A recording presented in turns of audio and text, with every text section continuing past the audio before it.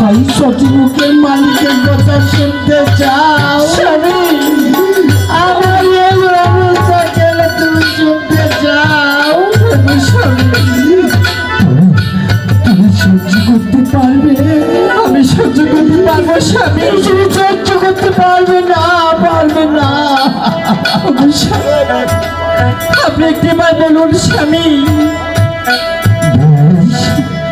আমি বলছি, তুমি শোনো শালিকা, আমার সাই সাথী মুখের মালিক নিয়ে ওই 14 ডিঙ্গা মধুগুলের উদ্দেশ্যে পালিশ করতে গিয়েছিলাম।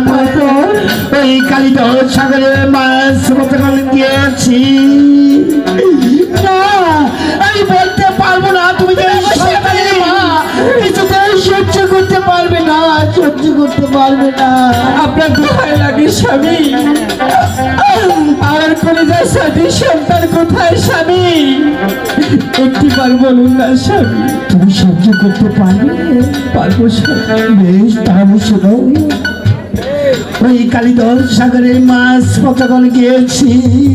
তারপর কোথাও হতে একটি জ্বর এসে আমার ছয় ছয়টি বুকের মালিক ওই কালিদহ সাগরে নিক্ষেপ করে দিয়েছে।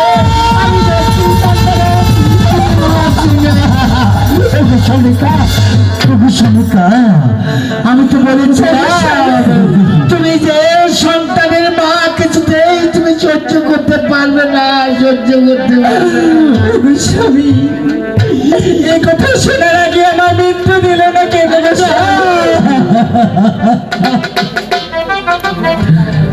হরিম